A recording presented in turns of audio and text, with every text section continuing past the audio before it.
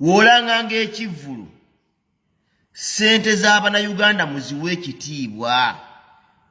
Walanze musical show, tewalanze fashion show. Genda oyimbe, tewagenze kulaga abantu fashion. Ebrandz yateeka fashion. Linda Ebrandz wanateeka fashion show. Ogenda oshokesinge fashion yo. Wagambye bantu ogenda bayimbira. Ogenze okuyimba live band infu. Sound ye nyini mufu. Amatala ku stage mafu. Nga buli kimu ekikwatagana ne music kifu. Oli mu kukyusa bukyusa ngoye. Wolanga ng'ekivulu. Beerwa ready okudelivaringa music. Kyovola abayimbi nga ba Juliana bakyabasinga nnyo. Juliana walanga ekivulu. Awa abantu music full package.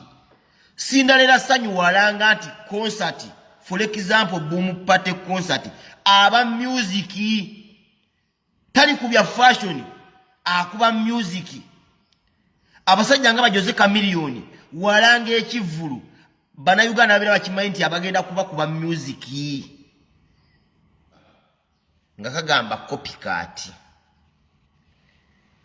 Producer wa sheno woba musasula sente mugamba azikuddize. Taina magezi wadde nakuya kwenadde mu shoyo kubanga yakopedde ddala buli kintu ekyali ku show ya Rema. Nkiddamu Lydia Jasmine woba oyina producer wa sheno nga musasula mugamba akuddize sente oba gwe kenyini gwabikoze lekera awo okukopa Rema. However much you admire Rema, stop copying Rema. Be original. Katika tukubuze singa Rema teyakola show.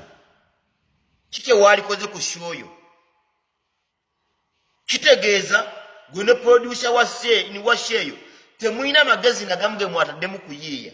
kubanga buli kintu ekyali ku show ya Rema kimwalese ku show yammwe. Sometimes you have to be more creative than how you think. It's your first show, but you have just copied everything from Rema. Be original. Be original.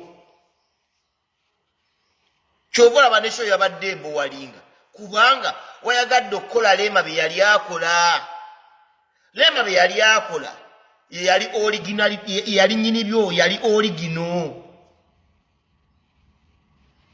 That was Rema's original story.